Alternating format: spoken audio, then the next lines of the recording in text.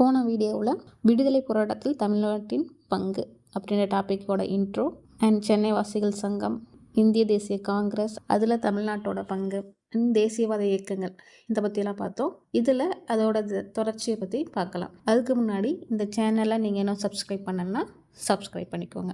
இப்போ வாங்க வீடியோக்குள்ளே போகலாம். ஸோ நேற்று தேசியவாதிகளில் மிதவாதிகள், தீவிரவாதிகள் பற்றி பார்த்துட்டோம்.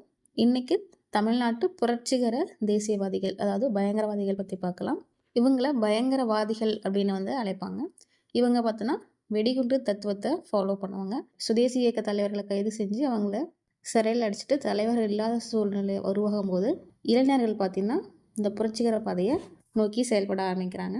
அண்ட் இந்த புரட்சிகரவாதிகளோட புகலிடமாக எது இருக்குன்னா பாண்டிச்சேரி விளங்குது. பிரெஞ்சு கட்டுப்பாட்டில் இருந்தால் பாண்டிச்சேரி தான் புரட்சிகரவாதிகளின் புகலிடம். அண்ட் 1910 அரவிந்த் கோஷும் வி சுப்பிரமணியனாரும் பாண்டிச்சேரிக்கு வந்த பின்னாடி தான் இந்த புரட்சிகர நடவடிக்கைகள்லாம் அதிகமாக ஆரம்பிக்குது. புரட்சிகரவாத பத்திரிகைகளாக எதெல்லாம் செயல்பட்டுச்சுன்னா இந்தியா, விஜயா, சூரியோதயம், இந்த 3 பத்திரிகைகளும் பாண்டிச்சேரியிலேருந்து வெளிவந்திருக்கும். இந்த 3 பத்திரிகைகளுமே யார் பணியாற்றிருப்பாருன்னா பாரதியார் ஆசிரியராக பணியாற்றிருப்பார்.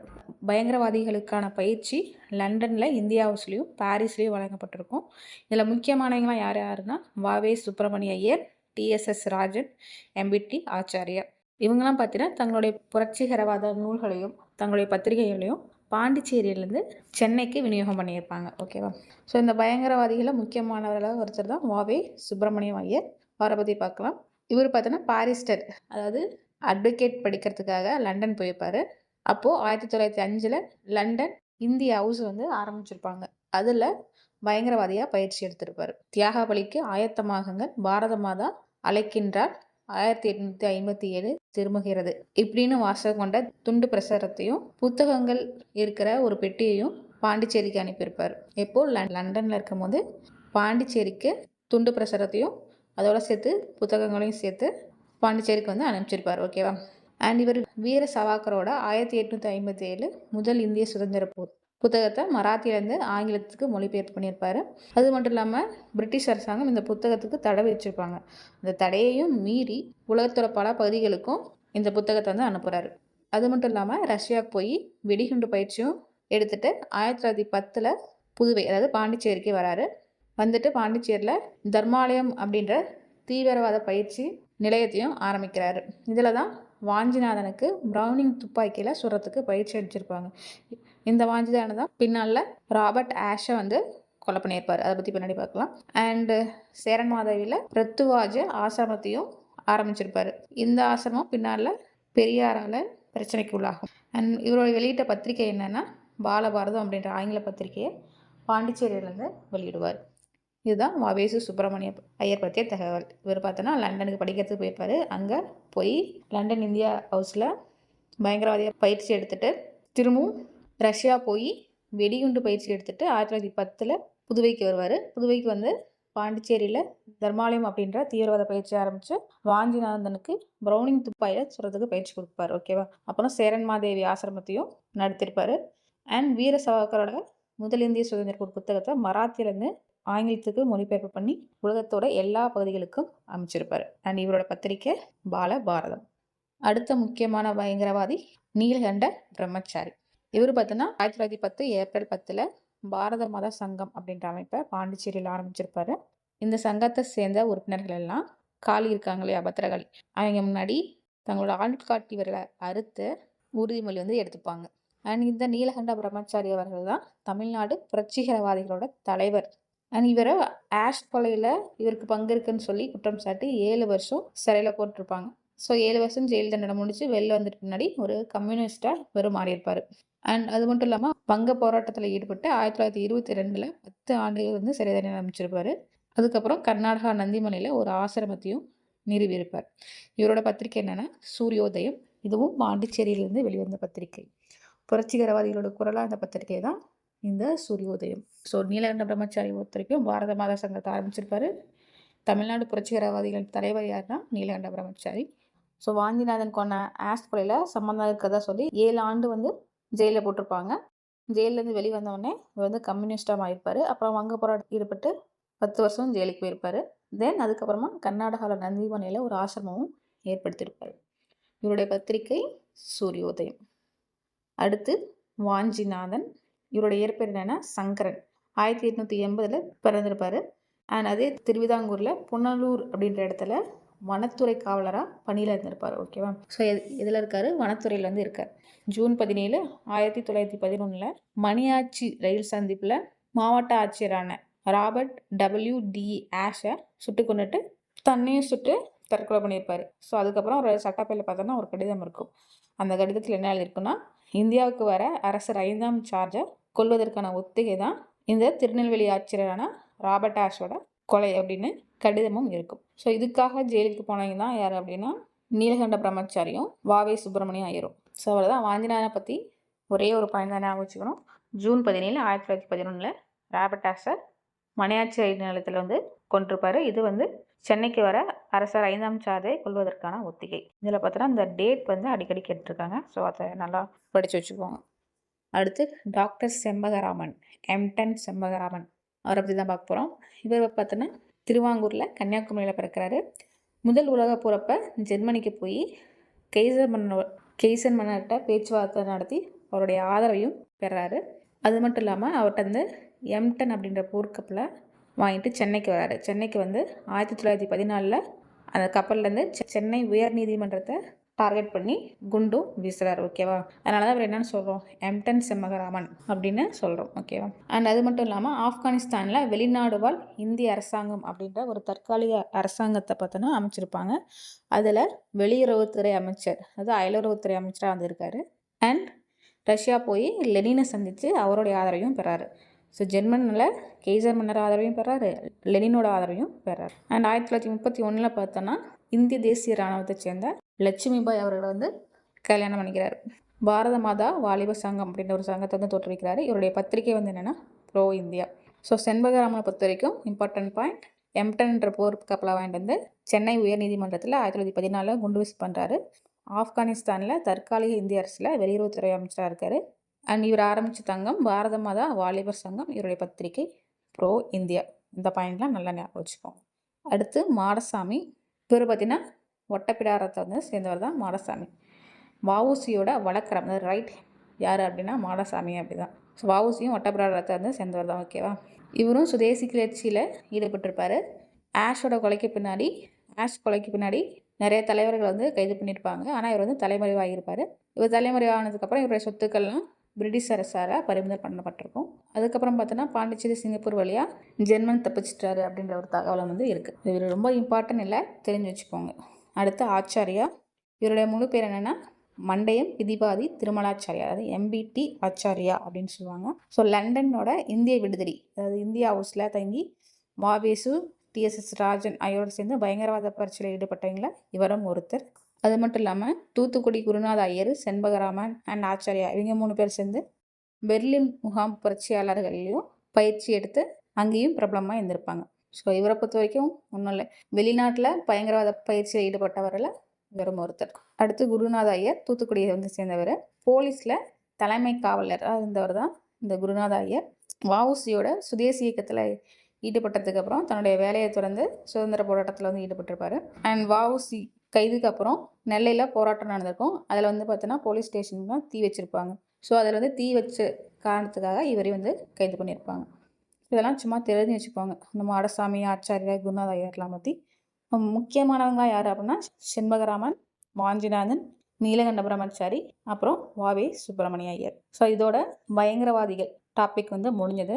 அடுத்து சில இயக்கங்களை பற்றி பார்க்கலாம். அதில் முக்கியமானது தன்னாட்சி இயக்கம். ஸோ இதுவும் எப்போ வந்து ஆரம்பிப்பாங்கன்னா எல்லா தேசியவாதிகளும் அடக்கப்பட்டு தேசிய இயக்கம் தளர்வுற்று இருந்த நிலையில் அயர்லாந்திலேருந்து வந்த பெண்மணியான அன்னி பெசன்ட் செப்டம்பர் 3, 1916 தன்னாட்சி இயக்கத்தை வந்து தொடங்கியிருப்பாங்க. இதோடைய ஆதரவாளர்கள்லாம் யாருன்னா BP Wadia, GS Arundale, CP Ramaswamy, Jamnadas, Dwarkadas, Shankarlal Banker இவங்கெல்லாம் தன்னாட்சி இயக்கத்தோட ஆதரவாளர்கள். அண்ட் அன்னி பெசன்ட் வெளியிட்ட பத்திரிகை வந்து என்னென்னா new India and Commonwealth. New இந்தியான்றது 1915 வெளியிருந்த தினசரி, காமன்வெல்த் 1914 வெளியிருந்த ஒரு வார இதழ். ஸோ இந்த பத்திரிகையை பற்றி அடிக்கடி கொஷின்ஸில் கேட்டிருக்காங்க. ஸோ நல்லா ஞாபகம் வச்சுக்கோங்க. நியூ இந்தியா அண்ட் காமன்வெல்த் யாரோடைய பத்திரிகைன்னா அன்னி பெசன்ட்டோட பத்திரிகை. ஓகேவா? அண்ட் இவர் வெளியிட்ட புத்தகம் விடுதலை பெற இந்தியா எப்படி துயர்த்தது, இந்தியா ஒரு தேசம். 2 புத்தகத்தை எழுதியிருக்காங்க. அது மட்டும் இல்லாமல் சுயாட்சி குறித்த துண்டு பிரசுரங்களையும் நிறைய வெளியிட்டிருக்காங்க. ஓகேவா? ஸோ இந்த புத்தகம் மற்றும் பத்திரிகை ரெண்டும் இம்பார்ட்டன்ட், அடிக்கடி கொஷின்ஸில் கேட்டிருக்காங்க. அண்ட் அது மட்டும் இல்லாமல் இவர் 1910 பத்திரிகை சட்டம் நிறைவேற்றிருப்பாங்க. அந்த பத்திரிகை சட்டத்தின்படி பிணைத்தொகையாக நிறைய பணத்தை செலுத்தணும் அப்படின்னும் பிரிட்டிஷ் அரசாங்கம் உத்தரவு போட்டிருக்கு. அண்ட் இவரோட ஃபேமஸான கூற்றுலாம் என்னன்னா, அதிநவீன வசதிகளுடன் கூடிய ரயிலில் அடிமையாக இருப்பதை விட சுதந்திரத்துடன் கூடிய மாட்டு வண்டியே சிறந்தது. அடுத்து, நான் ஒரு வேதம் படிப்பவள், தப்பட்டை அடித்து தூங்கி கொண்டிருக்கும் இந்தியர்களை விழித்தெழ செய்வேன். இங்கிலாந்தின் கடினமான தருணம் இந்தியாவின் வாய்ப்புக்கான தருணம். ஸோ ரொம்ப ரொம்ப இம்பார்ட்டன்ட். அதுலேயும் முக்கியமாக அந்த ஃபர்ஸ்ட் பாயிண்ட் அடிக்கடி கொஷினில் கேட்டிருக்காங்க. நல்லா பார்த்து வச்சுக்கோங்க. அண்ட் மகாத்மா காந்தி இவரை பற்றி என்ன சொல்லியிருப்பாருன்னா, போராட்டவாதிகளை எல்லாம் மிஞ்சிய போராட்டவாதி அன்னி பெசன்ட் அப்படின்னு காந்தி இவரை பற்றி பெருமையாக சொல்லியிருப்பாரு. அண்ட் இந்த தன்னாட்சி இயக்கத்தோட முதல் மாநாடு எங்கே நடந்திருக்குன்னா கடலூரில் நடந்திருக்கும். இதோடைய தலைவராக மாதவராக இருந்திருப்பார். அண்ட் பெரும் எண்ணிக்கையில் மாணவர்கள் பார்த்தீங்கன்னா இந்த தன்னாட்சி இயக்கத்தில் பங்கு பெற்றிருப்பாங்க. இந்த மாணவர்கள் எல்லாத்தையும் ஒன்று திரட்டி சாரணர் இயக்க குழுக்களாக, அதாவது ஸ்கவுட்ஸாகவும் தொண்டர்களாகவும் மாற்றிருப்பாங்க. அது மட்டும் இல்லாமல் 1917 கொல்கத்தா காங்கிரஸ் மாநாட்டோட தலைவராகவும் அன்னி பெசன்ட் இருந்திருப்பார். அண்ட் அதுக்கப்புறம் 1917 மாநில சுயாட்சி குறித்த சட்டம் வெளிவந்திருக்கும். அதுக்கப்புறம் இந்த தன்னாட்சி இயக்கத்தோட செயல்பாடுகள் பற்றினா குறைந்திருக்கும். ஸோ இவ்வளோதான் தன்னாட்சி இயக்கத்தை பொறுத்த வரைக்கும். தோற்றுவித்தவர் அன்னி பெசன்ட். 1916 2 பத்திரிகைகள், நியூ இந்தியா, காமன்வெல்த். அண்ட் இவர் வெளியிட்ட புத்தகம் விடுதலை பெற இந்தியா எப்படி துயர்த்தது, இந்தியா ஒரு தேசம். ஓகேவா? அதுக்கப்புறம் அவங்களுடைய ஃபேமஸ் கூற்றுகள், ரயிலில் போகிறதோட மாட்டு வண்டியில் போகிறதே சிறந்தது, நான் தப்பட்டை அடிச்சு இந்தியர்களை விழித்தெழ செய்வேன், அண்ட் இங்கிலாந்தோட கஷ்டமான நேரம் தான் இந்தியாவோட வாய்ப்புக்கான நேரம். ஸோ இந்த 3 குவார்ட்ஸும் ரொம்ப இம்பார்ட்டன்ட். இதை பார்த்து வச்சுக்கோங்க. அண்ட் இதில் சேர்ந்த மாணவர்களை தான் ஸ்கவுட்ஸாகவும் தொண்டர்களாகவும் மாற்றிருப்பாங்க.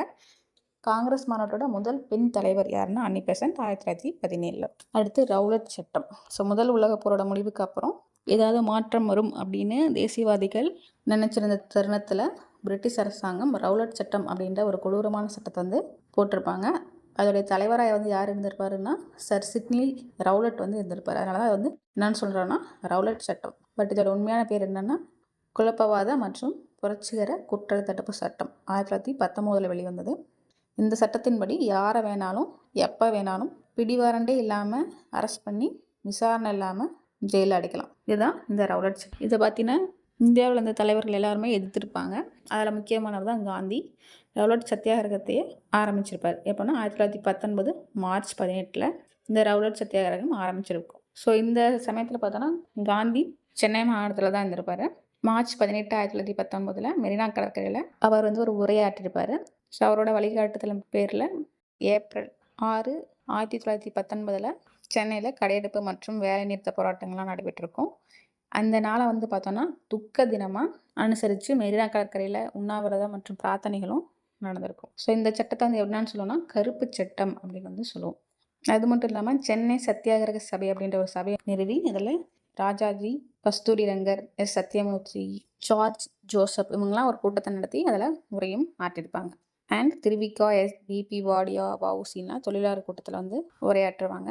அண்ட் இந்த சத்தியாகிரகத்தில் பார்த்தோன்னா தொழிலாளர்களும் மாணவர்கள், பெண்கள் இங்கே எல்லாமே பெருமளவில் இந்த சத்தியாகிரகத்தில் பார்ட்டிசிபேட் பண்ணியிருப்பாங்க. ஸோ ரவுலட் சத்தியாகிரகம் காந்தியால் சென்னையில் இருக்கும் போது ரவுலட் சட்டத்துக்கு எதிராக ஆரம்பிக்கப்பட்டது தான் இந்த ரவுலட் சத்தியாகிரகம். இதை கருப்பு சட்டம் அப்படின்னு சொல்கிறாங்க. ஏப்ரல் 6 துக்க தினமாக அனுசரித்து இதுக்கான போராட்டம் தொடங்கியிருக்கும். இதுக்காக பார்த்தோன்னா சென்னை சத்தியாகிரக சபை அப்படின்ற அமைப்பை ஆரம்பித்து நிறைய இடத்துல கூட்டங்கள் நடத்தி அதில் உரை நிகழ்த்தியிருப்பாங்க. அண்ட் இதில் பார்த்தோன்னா தொழிலாளர்கள், மாணவர்கள், பெண்கள் பெருமளவில் பங்கேற்ற ஒரு சத்தியாகிரகம் தான் இந்த ரவுலட் சத்தியாகிரகம்.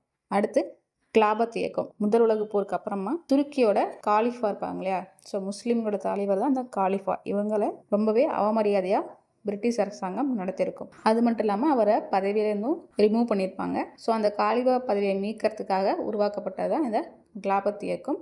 சென்னையில் பார்த்தீங்கன்னா ஏப்ரல் 17 1920 மௌலானா சௌகத் அலி அவரோட தலைமையில் ஒரு மாநாடு நடந்திருக்கும்.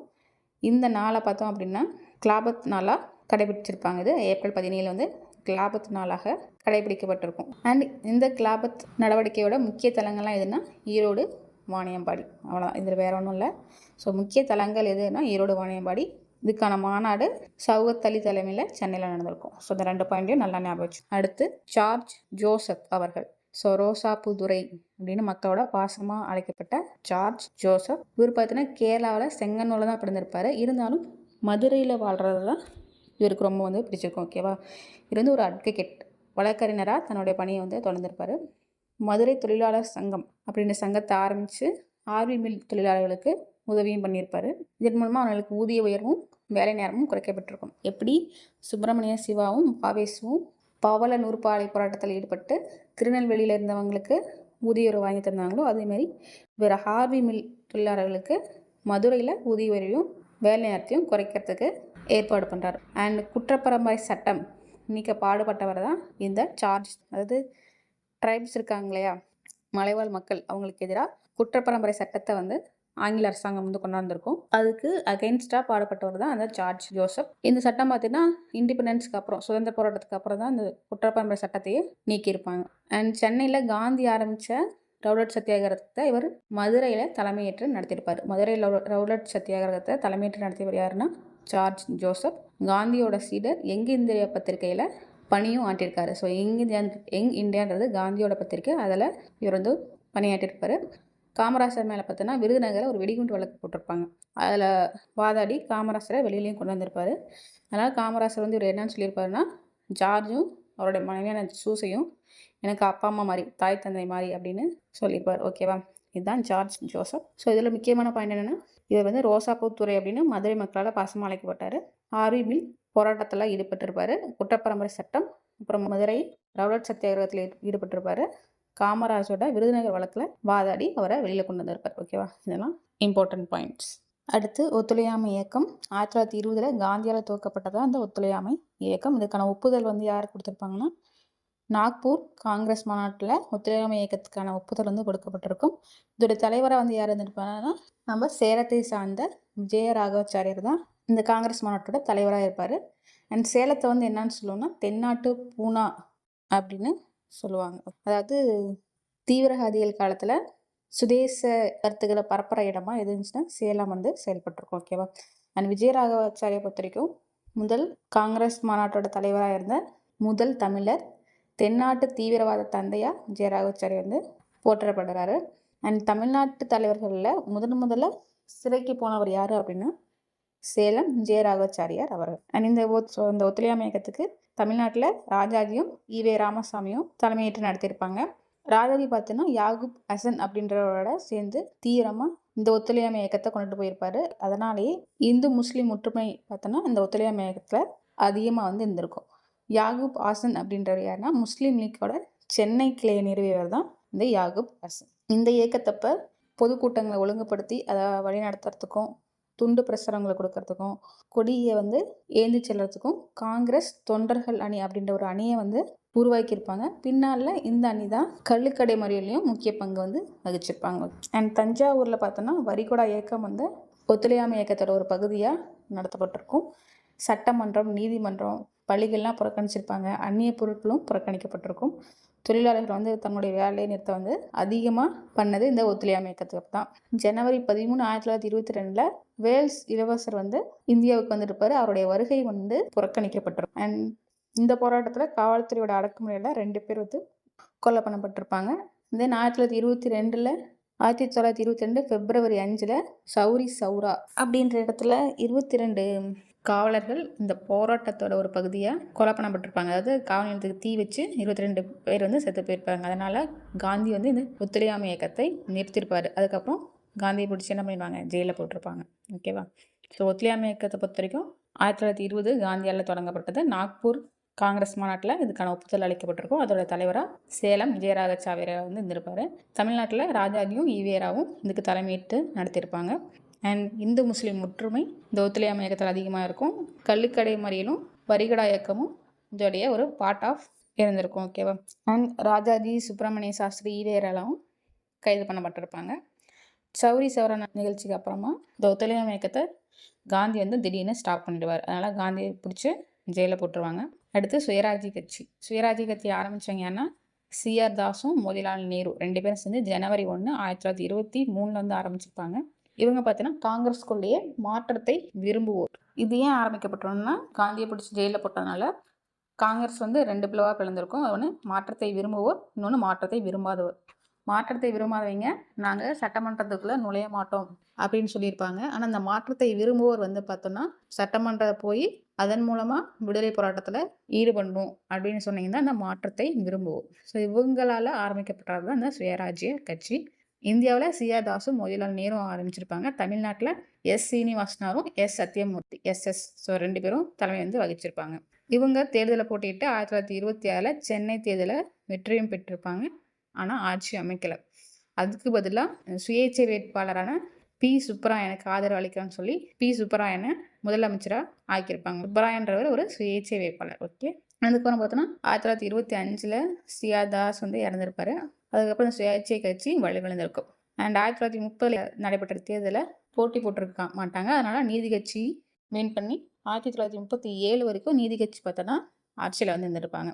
அதுக்கப்புறம் இந்த சுயராஜ்ய கட்சி வந்து திரும்பவும் காங்கிரஸோடைய மெர்ஜ் ஆயிருக்கும். ஸோ இதில் இம்பார்ட்டன்ட் பாயிண்ட் என்னென்னா, தமிழ்நாட்டில் சுயராஜ்ய கட்சியோட தலைமை எஸ். சீனிவாசன் மற்றும் எஸ். சத்யமூர்த்தி. சென்னை தேர்தலை வெற்றி பெற்று ஆட்சி அமைக்காமல் பி. சுப்பராயனை முதலமைச்சராக ஆக்கியிருப்பாங்க. அடுத்து சைமன் குழு புறக்கணிப்பு.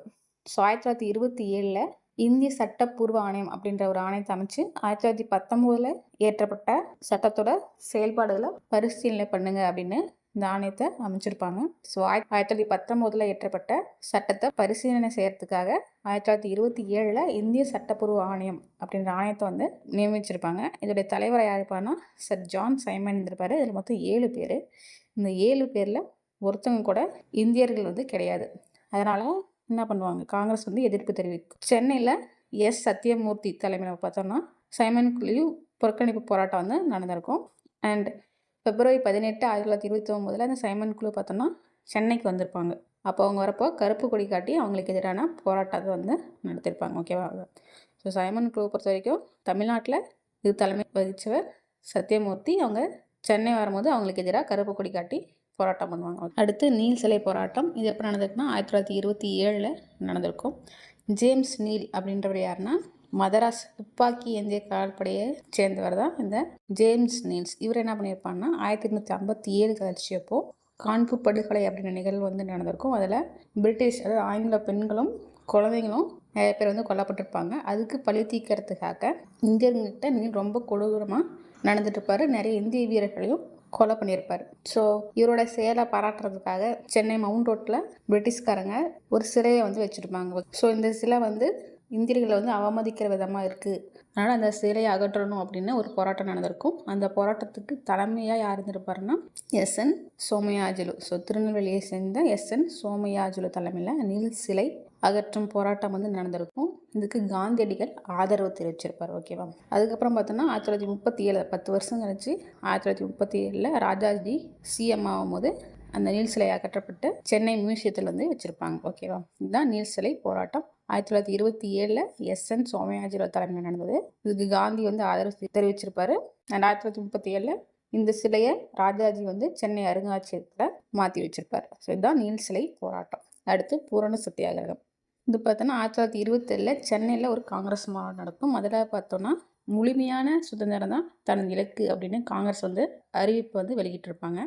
அண்ட் 1929 லாகூர் காங்கிரஸ் மாநாட்டில் பூரண சுயராஜ்யமே இலக்கு அப்படின்ற ஒரு தீர்மானமும் நேருவால் நிறைவேற்றப்பட்டிருக்கும். இந்த தீர்மானத்துப்படி 1930 ஜனவரி 26 இந்தியாவுக்கு சுதந்திரம் கிடைக்கணும் அப்படின்னு ஒரு தீர்மானத்தை நிறைவேற்றிருப்பாங்க.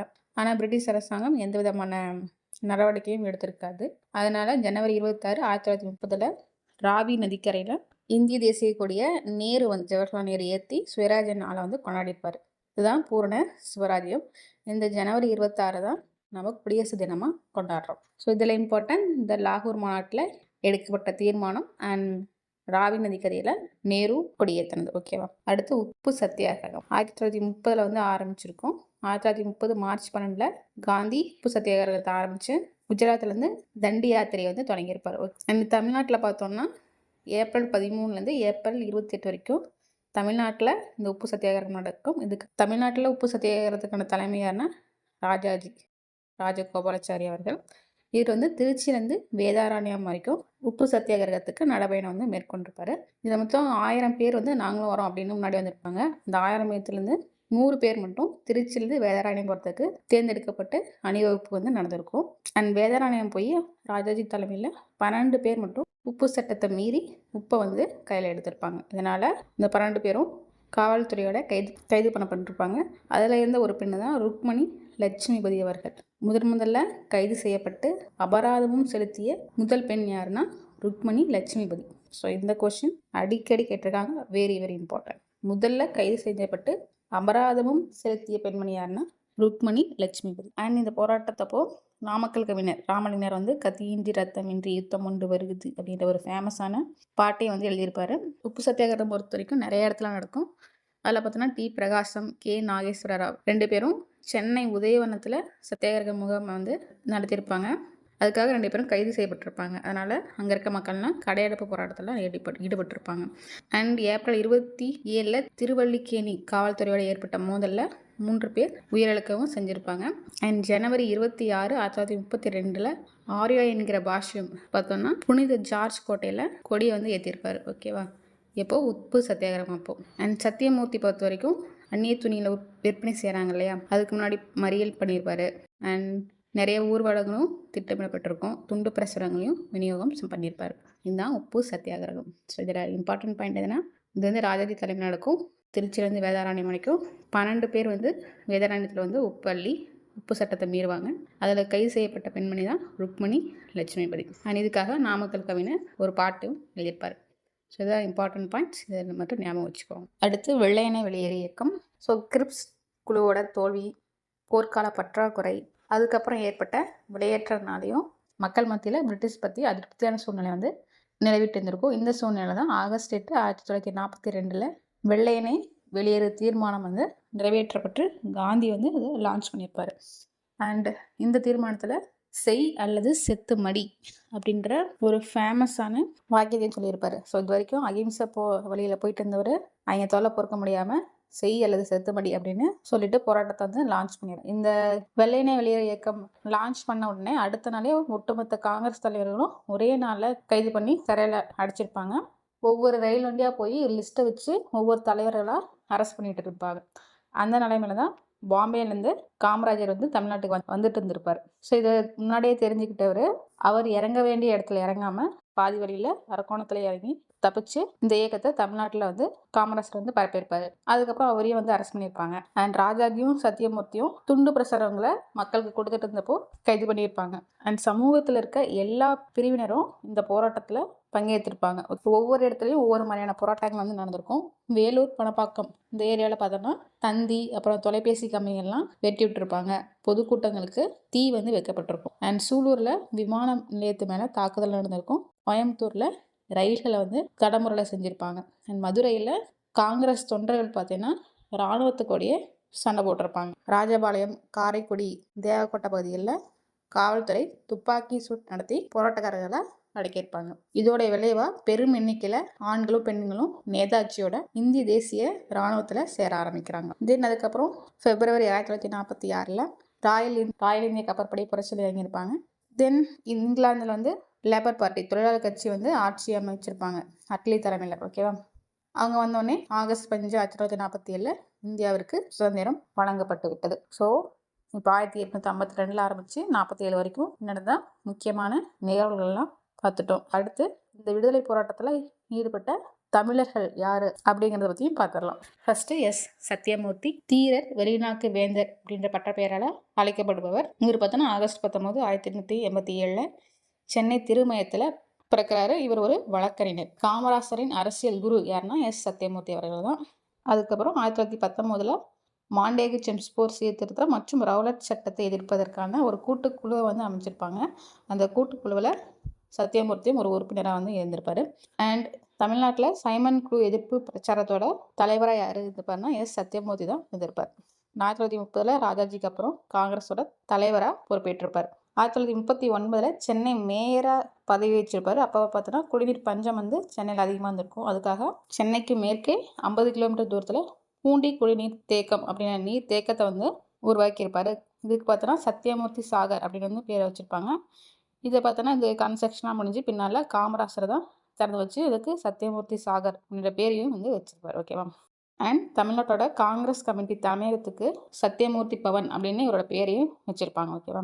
தென் 1943 மார்ச் 28 அரசு மருத்துவமனையில் இறந்திருப்பார். இதுதான் எஸ் சத்தியமூர்த்தி பற்றி செய்திகள். ஓகே. ஸோ இவரை பொறுத்த வரைக்கும் தீரர், வெளிநாட்டு வேந்து, காமராசோட அரசியல் குரு அண்ட் ராஜாஜிக்கு அப்புறம் காங்கிரஸோட தலைவர் அண்ட் சைமன் குழு எதிர்ப்பு பிரச்சாரத்தில் சென்னை மாகாண தலைவரும் சத்தியமூர்த்தி தான். இவரோட இம்பார்ட்டன்ட் ஒர்க் எதுனா பூண்டி குடிநீர் தேக்கம். அடுத்து ராஜகோபாலாச்சாரியார், மூதறிஞர், சேலத்து மாம்பழம், சாணக்கியர் அப்படின்ற பட்டப்பேரோட அழைக்கப்படுவர் தான் சேலத்தை சார்ந்த ராஜகோபாலாச்சாரி அவர்கள்.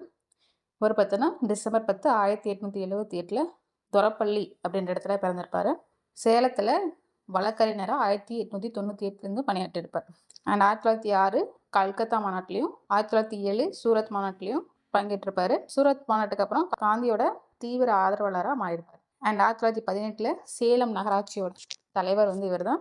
அண்ட் 1920 நடத்தப்பட்ட ஒத்துழையாமை இயக்கத்தில் இவரும் ஈவேராவும் சேர்ந்து பணியாற்றியிருப்பாங்க. அண்ட் 1930 வேதாரண்யம் உப்பு சத்தியாகிரகம் இவரோட தலைமையில் தான் நடக்கும். 1937 சென்னையில் முதலமைச்சராக பதவி வச்சிருப்பார். அப்போது பரிசோதனை முறையில் மதுவிலக்கை சேலத்தில் அறிமுகம் பண்ணியிருப்பார். ஸோ இதில் ஏற்படுற வருவாய் இழப்பை ஈடுகட்டுறதுக்காக விற்பனை வரியும் அறிமுகம் வந்து பண்ணியிருப்பார். ஓகேவா. மது விலக்கை அறிமுகப்படுத்தியவர் யாருன்னா ராஜாஜி அவர்கள். ஓகேவா. அண்ட் இவர் காலத்தில் கைத்தொழில் பாதுகாப்பு சட்டமும் இயற்றப்பட்டிருக்கும். அது மட்டும் இல்லாமல் டி பிரகாசம் தலைமையில் குத்தகைதாரர்களோட நிலையை பற்றி விசாரிக்க ஒரு விசாரணை குழுவையும் வந்து அமைச்சிருப்பார். கிராமப்புற கடன் பிரச்சனையை தீர்க்கறதுக்காக கடன் சமரச வாரியமும் அமைக்கப்பட்டிருக்கும். 1939 ஆலய பிரதேச சட்டம் வந்து இயற்றிருப்பார். எதுக்குன்னா மதுரை மீனாட்சி அம்மன் கோயிலில் ஏற்பட்ட பிரச்சனை இல்லை. மதுரை மீனாட்சி அம்மன் கோயிலில் எல்லா தரப்பு மக்களையும் அனுமதிக்கணும் அப்படின்றதுக்காக மதுரை ஹரிஜன சேவா சங்கத்தோட தலைவர் வைத்தியநாதரும் அவருடைய செயலாளரான எல்என் கோபால்சாமியும் போராட்டம் நடத்தியிருப்பாங்க. ஸோ அவங்களுடைய போராட்டத்தின் விளைவாக ஆலய பிரதேச சட்டம் 1939 ராஜாஜி வந்து ஏற்றிருப்பார். அதுக்கப்புறம் உலக போரில் காங்கிரஸை கலங்கோசிக்காம இந்திய வீரர்களை வந்து ஈடுபடுத்துறதுனால காங்கிரஸ் வந்து எல்லா மாநிலத்தையும் ராஜினாமா பண்ணியிருப்பாங்க. அதே மாதிரி ராஜாஜியும் 1939 ராஜினாமா பண்ணியிருப்பார். அண்ட் 1944 ஃபேமஸ் சிஆர் பிளானை வந்து கொடுத்தது யாருன்னா ராஜாஜி தான். காங்கிரஸுக்கும் முஸ்லீம் லீக்கும் பிரச்சனை ஏற்பட்டிருக்கும். எங்களுக்கு தனி நாடு வேணும் அப்படின்னு முஸ்லீம் லீக் வந்து கேட்டிருப்பாங்க. ஸோ அந்த சமயத்தில் ராஜாஜி வந்து சிஆர் பிளானை வந்து வடிவமைச்சு கொடுப்பார். ஓகேவா. அண்ட் 1947 விடுதலைக்கு அப்புறம் முதல் இந்திய கவர்னர் ஜெனரலாக ராஜாஜி பதவி வகிச்சிருப்பார். ஸோ முதல் இந்திய கவர்னர் ஜெனரல் யார்? ராஜாஜி. 1952 தமிழ்நாடு முதலமைச்சராக இருப்பார். முதலமைச்சரானோடனே இந்தி மொழியை கட்டாய பாடமாக பள்ளிகளில் அறிமுகம் செஞ்சுருப்பார். இதுக்கு பயங்கர எதிர்ப்பு வந்திருக்கும். அண்ட் முக்கியமாக ஈவேரார் வந்து இந்திய எதிர்ப்பு மாநாட்டை சேலத்தில் வந்து நடத்திருப்பார். அண்ட் இந்த இந்திய எதிர்ப்பு மாநாட்டில் கலந்துட்டு நிறைய பேர் ஜெயிலுக்கும் போயிருப்பாங்க. அதில் தாளா மற்றும் நடராஜன் இவங்க 2 பேரும் இந்திய எதிர்ப்பு போராட்டத்தில் கலந்துட்டு கைதாகி சிறையில் இறந்துருப்பாங்க. யாருன்னா தாளமுத்து மற்றும் நடராஜன். அண்ட் அது மட்டும் இல்லாமல் திருச்சியிலேருந்து சென்னை வரைக்கும் ஒரு ஊர்வலத்தையும் பெரியார் நடத்திருப்பார். இதில் 1200 போராட்டக்காரர்களை வந்து கைது பண்ணியிருப்பாங்க. அடுத்து 1953 குலக்கல்வி திட்டத்தை வந்து அறிமுகப்படுத்தியிருப்பார். இதுக்கும் காமராஜர் பெரியாரும் எதிர்ப்பு தெரிவிச்சிருப்பாங்க. ஸோ இதனால் 1954 முதலமைச்சர் பதவியை ராஜினாமா பண்ணிடுவார். அதுக்கப்புறம் 1955 இவருக்கு பாரத ரத்னா விருது வந்து கொடுத்துருப்பாங்க. அண்ட் 1959 சுதந்திர கட்சி அப்படின்ற கட்சியும் தோற்றுவித்திருப்பார். இவரோட பத்திரிகை இளம் இந்தியா. அது மட்டும் இல்லாமல் நிறைய உரைநடைகளும் எழுதியிருப்பார். ஃபஸ்ட்டு ராமாயணத்து தலைவி சக்கரவர்த்தி திருமகள் அப்படின்ற உரைநடையும், மகாபாரத தலைவி வியாசர் விருந்து அப்படின்ற உரைநடையும் எழுதியிருப்பார். அண்ட் கீதை மற்றும் உபநிடதங்களுக்கும் உரை எழுதியிருப்பார். அதுக்கப்புறம் 1972 டிசம்பர் 25 இறந்துடுறார். இதுதான் ராஜாஜி. ராஜாஜியை பொறுத்த வரைக்கும் முக்கியமானது அவருடைய பட்டப்பெயர்கள் மூதறிஞர், சேலத்து மாம்பழம், சாணக்கியர் அண்ட் வேதாரண்யம் உப்பு சத்தியாகிரகத்தில் 1930 வந்து நடத்தியிருப்பார். 1937 முதலமைச்சராக இருந்தப்போ மதுவிலக்கை சேலத்தில் அறிமுகப்படுத்தியிருப்பார். அதோடைய வருமான இழப்பை ஈடு செய்ய விற்பனை வரியை அறிமுகம் பண்ணியிருப்பார். ஓகேவா. தென் 1939 ஏற்றப்பட்ட ஆலய பிரதேச சட்டம், 1944 சிஆர் பிளான் அண்ட் விடுதலைக்கு அப்புறம் முதல் இந்திய கவர்னர் ஜெனரல் வந்து இவர் தான். இந்தி மொழி கட்டாயப்பாடமாக பள்ளியில் அறிமுகப்படுத்தினது ராஜாஜி. இந்த இந்தி மொழி எதிர்ப்பு போராட்டத்தில் கலந்துட்டு இறந்த 2 பேர் தாளமுத்து மற்றும் நடராஜன். ஓகேவா. தென் 1953 குலக்கல்வி திட்டம். அதுக்கப்புறம் 1955 பாரத ரத்னா விருது கொடுத்துருப்பாங்க. இவருடைய பத்திரிகை இளம் இந்தியா. ஏற்படுத்தின கட்சி சுதந்திர கட்சி. இவர் எழுதின உரைநடைகள் சக்கரவர்த்தி திருமகள், வியாச விருந்து, அப்புறம் கீதை மற்றும் உபநிடதங்களுக்கு உரை எழுதியிருப்பார். இதெல்லாம் ராஜாஜியை பற்றிய இம்பார்ட்டன்ட் பாயிண்ட்ஸ். அடுத்து காமராஜர் அவர்கள் ஜூலை 15, 1903 விருதுபட்டி அதாவது விருதுநகரில் பிறக்கிறாரு. இவர் பிறந்த ஜூலை 15 நாள் தான் கல்வி வளர்ச்சி நாளாக கொண்டாடிட்டு வரோம். ஏன்னா கல்விக்கு அவ்வளவு பங்களிப்பு வந்து இவர் பண்ணியிருப்பார். கல்விக்கண் திறந்தவர் அப்படின்னு போற்றப்படுவர் யாருன்னா காமராஜர் தான். அண்ட் இவருடைய முக்கியமான பங்களிப்பு என்னன்னா 1924 வைக்கம் சத்தியாகிரகத்தில் பங்கேற்கிறதன் மூலமாக தன்னை சுதந்திர போராட்டத்தில் ஈடுபடுத்தி கொண்டார். ஓகேவா. அண்ட் 1929 காங்கிரஸ் கட்சியில் தன்னை முழுசாக இணைச்சிப்பார். அதே வருஷம் ராமநாதபுரம் காங்கிரஸ் மாவட்டத்தோட துணைத் தலைவராகவும் இருந்திருப்பார். இவருடைய சிறை வாழ்க்கையை பொறுத்த வரைக்கும் 1930 உப்பு சத்தியாகிரகத்தில் கலந்துட்டதுக்காக அலிப்பூர் சிறையில் 2 வருஷம் வச்சிருப்பாங்க. அண்ட் காந்தி இர்வின் ஒப்பந்தப்படி இவரை விடுதலை பண்ணியிருப்பாங்க. அதுக்கப்புறம் 1940 வேலூர் சிறையில் அடைக்கப்பட்டிருப்பார். ஸோ காந்தியை சந்திக்கிறதுக்காக சென்னையிலேருந்து வர்தா போயிட்டுருக்க வழியிலே கைது பண்ணி வேலூர் சிறையில் அடைச்சிடுவாங்க. அடுத்த 1942 அமராவதி சிறையில் 3 ஆண்டுகள் வந்து அடைக்கப்படுறாரு. இதுக்காகனா வெள்ளை எண்ணெய் வெளியேறு இயக்கத்தில் கலந்துக்கிட்டதுக்காக. ஓகே, மொத்தம் 3 சிறைகள்: அலிப்பூர் சிறை, வேலூர் சிறை, அமராவதி சிறை. அண்ட் கிராமங்களுக்கு காங்கிரஸை கொண்டு சென்ற தலைவர்கள் முக்கியமானவர் யாருன்னா காமராஜர் அவர்கள். 1947 சுதந்திரம் அடைஞ்சதுக்கு அப்புறமா சத்தியமூர்த்தி, இவருடைய அரசியல் குருவான சத்தியமூர்த்தி வீட்டில் தேசிய கொடியை வந்து ஏற்றுவார். அண்ட் 1954 63 வரைக்கும் 9 ஆண்டுகள் தமிழ்நாட்டோட சிஎம்மா வந்து இருந்திருப்பார். இந்த ராஜாஜிக்கு அப்புறம் தமிழ்நாட்டோட சிஎம்மா 9 வருஷம் வந்து இருந்திருப்பாரு. இந்த 9 ஆண்டுகளில் நிறைய சட்டங்களை கொண்டு வந்திருப்பாரு. அதில் முக்கியமானது எதுனா இவர் மேற்கொண்ட கல்வி முயற்சிகள். பார்த்தோன்னா 14,000 புதிய பள்ளிகளை வந்து தந்திருப்பாரு. ஆசிரியர்களுக்கு ஓய்வூதிய திட்டத்தை அறிமுகப்படுத்தியிருப்பாரு. மதிய உணவு திட்டத்தை பார்த்தோன்னா பள்ளிகளை அறிமுகப்படுத்தியிருப்பார். ஓகேவா. ஸோ இலவச மதிய உணவு திட்டத்தை 1956 எட்டயபுரத்தில் தொடங்கி வச்சிருக்கு. இந்திய கட்டாய பாடமாக இல்லாமல் விருப்ப பாடமாக அறிமுகம் செஞ்சிருப்பார். இதுதான் இவர் எடுத்த கல்வி முயற்சிகள். ஸோ 14,000 ஸ்கூல்ஸ், ஆசிரியர்களுக்கு பென்ஷன், மதிய உணவு, இந்திய விருப்ப பாடமாக மாற்றினது. அந்த தொழில் மேம்பாட்டை பொறுத்த வரைக்கும் நிறைய நிறுவனங்கள் பார்த்தோன்னா இவர் காலத்தில் தான் ஆரம்பிச்சிருக்கோம். முக்கியமாக ICF, bell, NLC, HPL, HUF இதெல்லாம் இவர் காலத்தில் தான் தொடங்கியிருக்கும். மத்திய ஆய்வு நிறுவனங்களும் இவர் காலத்தில் கொண்டாந்துருப்பாங்க. அண்ட் கிண்டி, விருதுநகரில் தொழிற்பேட்டைகளும் ஆரம்பிக்கப்பட்டிருக்கும். அண்ட் நீர்ப்பாசனம் மற்றும் மின் உற்பத்தி வந்து மணிமுத்தாறு, வைகை, கீழ்பவானி, அமராவதி ஆறுகளில் ஆரம்பிச்சிருப்பார். ஓகேவா. அண்ட் இவர் ஏற்படுத்தின சட்டங்கள்லாம் என்னென்னா 1955 சென்னை குத்தகை சாகுபடியாளர்களின் பாதுகாப்பு சட்டம், 1955 விவசாய வருமான வரி சட்டம், அண்ட் 1956 இலவச மதிய உணவு சட்டம் எட்டயபுரத்தில் ஆரம்பிச்சிருப்பாங்க. அதே ஆண்டில் தமிழ் ஆட்சி மொழி சட்டம், அண்ட் 1956 சென்னை குத்தகை சாகுபடியாளர் சட்டம். ஆல்ரெடி 55 இருக்கும். இது வந்து ஒரு பாதுகாப்பு சட்டம். இது வந்து 56 இருக்கிறது நியாயமான குத்தகை வழங்குவதற்கான சட்டம். அண்ட் 58 தொழிலாளர் கூலி நிர்ணய சட்டம். அதே வருஷம் தமிழ்நாடு பஞ்சாயத்து சட்டமும் இயற்றப்பட்டிருக்கும். 1961 சென்னை நில சீர்திருத்த சட்டத்தையும் கொண்டாந்துருப்பாரு. இதன் மூலமாக ஒருத்தருக்கு நிலத்தோட உச்சவரம்பா 30 ஸ்டாண்டர்ட் ஏக்கர்கள் வந்து நியமிக்கப்பட்டிருக்கும். அண்ட் 1963 கே திட்டம், காமராஜர் திட்டம் மூலமாக கட்சி பணிக்காக தன்னுடைய முதலமைச்சர் பணியை ராஜினாமா பண்ணியிருப்பாரு.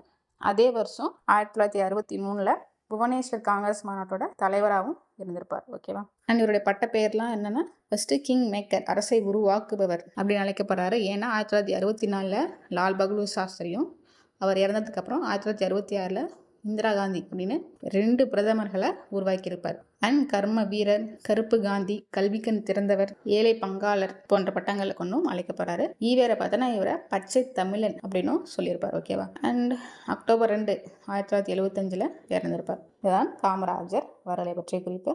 இவரை பற்றி இம்பார்ட்டன்ட் பாயிண்ட்ஸ் என்னென்னா, இவர் பிறந்தனால கல்வி வளர்ச்சி நாளாக கொண்டாடுறோம். மொத்தம் 3 முறை சிறை வாழ்க்கையை மேற்கொண்டிருப்பார். 1930 அலிப்பூர் சிறையிலையும், 40 வேலூர் சிறையிலையும், 42 அமராவதி சிறையிலையும் வந்து அடைச்சிருப்பாங்க. கிராமங்களுக்கு காங்கிரஸை கொண்டு சென்றவர் யாருன்னா காமராஜர்.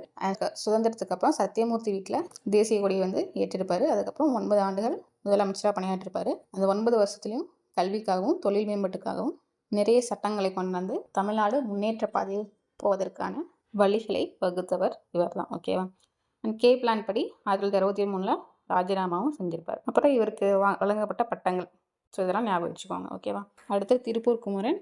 ஸோ இவரை பற்றி ஒரே ஒரு பாயிண்ட் தான் என்னென்னா, ஜனவரி 11 1932 சட்ட மறுப்பு போராட்டத்தில் ஈடுபட்டு திருப்பூரில் கொடியை ஏந்திட்டு போகும்போது காவல்துறையினால் கொலை செய்யப்பட்டிருப்பார். கொடியை ஏந்திட்டு போதே இறந்தனால இவர் வந்து என்ன சொல்லணும்னா கொடிக்காத்த குமரன் அப்படின்னு நினைக்கிறோம். இவர் பார்த்தீங்கன்னா ஈரோடு சென்னிமலையில் 1904 பிறந்திருப்பார். இவருடைய முழு பேர் என்னென்னா OKSR குமாரசாமி. ஸோ இதில் அடிக்கடி கேட்கப்படுறது இந்த டேட் தான், ஜனவரி 11 1932 திருப்பூர் குமரன் கொடியை ஏந்தி செல்லும் போது இறந்திருப்பார். அடுத்து NMR சுப்பராயன் 1905 மதுரையில் பிறந்திருப்பாரு. மதுரை காந்தி அப்படின்னு அழைக்கப்படுறது யாருன்னா என்எம்ஆர் சுப்பராயன் அவர்கள் தான். ஸோ தன்னுடைய நிலத்தெல்லாம் கிட்டத்தட்ட 100 ஏக்கர் நிலத்தை சர்வோதய நில திட்டத்தைப்படி ஏழைகளுக்கு வந்து இலவசமாக வந்து வழங்கியிருப்பார். ஸோ இந்த சர்வோதய திட்டத்தை வந்து கொண்டாந்தது ஏன்னா வினோபா பாவே தான்.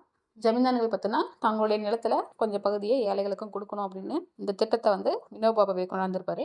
அதுக்கேற்ற மாதிரி எம்என்ஆர் சுப்பராயனும் தன்னுடைய 100 ஏக்கர் நிலத்தை ஏழைகளுக்கு வந்து கொடுத்துருப்பார். ஓகேவா. அண்ட் 1923 காக்கிநாடா காங்கிரஸ் மாநாட்டில் பங்கேற்றிருப்பாரு. அண்ட் 1930 மதுரை காங்கிரஸ் கட்சியோட தலைவராக இருந்திருப்பார். 35லேருந்து 42 வரைக்கும் மதுரை நகராட்சியோட தலைவராக பொறுப்பு வகிச்சிருப்பாரு. அண்ட் 1937லேருந்து 46 வரைக்கும் சென்னை சட்டப்பேரவையோட உறுப்பினர் வந்து எம்என்ஆர் சுப்பராயன். சுதந்திரத்துக்கு அப்புறம் 1962லேருந்து 67 வரைக்கும் நாடாளுமன்றத்தோட மக்களவை உறுப்பினராக இருந்திருப்பார். 1959 மதுரை காந்தி அருங்காட்சியகத்தை வந்து நிறுவறாரு. இதை வந்து யார் ஓப்பன் பண்ணியிருக்காருன்னா ஜவஹர்லால் நேரு வந்து திறந்து வச்சிருப்பாரு. அண்ட் இவரோட செயல்பாட்டெல்லாம் பாராட்டி 2005 இந்திய அரசால் தபால் தலை வெளியிடப்பட்டிருக்கும். இதில் முக்கியமான பயன் என்னன்னா மதுரை காந்தி என அழைக்கப்படுபவர் எம்என்ஆர் சுப்பராயன். அண்ட் மதுரை காந்தி அருங்காட்சியகத்தை நிறுவியவர் வந்து இவர் தான். அதை திறந்து வச்சது ஜவஹர்லால் நேரு. 2005 இவருக்கு தபால் தலை வந்து வெளியிட்டிருப்பாங்க. ஸோ இதுதான் அதில் முக்கியமான பாயிண்ட்ஸ். அடுத்து வைத்தியநாத ஐயர் தஞ்சாவூரில் 1890 வந்து பிறக்கிறாரு. இவர் பார்த்தோன்னா வேதாரண்யம் உப்பு சத்தியாகிரகத்தில் ராஜாஜி வந்து கைது பண்ணியிருப்பாங்க. இவர் கைது பண்ணதுக்கு அப்புறமா தடையை மீறி அங்கே ஒரு கூட்டம் நடக்கும். அந்த கூட்டத்தில் வந்து இவர் பேசியிருப்பார். அதனால் இவருக்கு வந்து ஆங்கிலேயர்கள் கைது பண்ணி 1/2 கிலோமீட்டர் தூரம் வரைக்கும் தரையில் இழுத்துட்டு போய் ஜெயிலில் வந்து போட்டிருப்பாங்க. 1/2 கிலோமீட்டர் தூரம் பார்த்தோன்னா தரையில் இழுத்து செல்லப்பட்டு சிறையில் அடைக்கப்பட்டிருப்பார். ஓகேவா. அடுத்து கள்ளுக்கடை மறியலையும் சட்ட மறுப்பு இயக்கத்திலையும் பங்கேற்று நிறைய தடவை ஜெயிலுக்கும் வந்து போயிருப்பாரு. அண்ட் தனிநப சத்தியாகிரகம் 1942 வந்து ஆரம்பிச்சிருப்பாங்க இல்லையா. அந்த தனிநப சத்தியாகிரகத்தில் தனது மனைவியான அகிலாண்டாமாலையும் ஈடுபட வச்சிருப்பாரு. அகிலாண்டாமால கைது பண்ணி பல மாதம் வேலூர் ஜெயிலில் வந்து அடைச்சிருப்பாங்க. அண்ட் 1939 ஹரிஜன சேவா சங்கத்தோட தலைவராக இருந்திருப்பாரு. அப்போது மதுரை மீனாட்சி அம்மனில் ஆலய நுழைவு போராட்டம் வந்து நடத்திருப்பாரு. இந்த போராட்டத்தோட விளைவாக ராஜாஜி தலைமையில் 1939 ஆலய நுழைவு சட்டம் வந்து கொண்டு வரப்பட்டிருக்கும். அடுத்து பசும்பொன் முத்துராமலிங்கனார். இவர் பொறுத்த வரைக்கும் அக்டோபர் 30, 1908 ராமநாதபுரத்தில் பசும்பொன் அப்படின்ற கிராமத்தில் இருக்கிறாரு. இவருடைய பெற்றோர் உக்கிரபாண்டியர், இந்திராணி அம்மையார். இவரோட பங்களிப்புன்னு பார்த்தோன்னா 1934 மே 12, 13 கமுதியில் குற்றப்பரம்பரை சட்டத்துக்கு எதிராக மாநாட்டை வந்து நடத்தியிருப்பாரு. மதுரையில் நடத்துறது யாருன்னா ரோசாபுதுரை.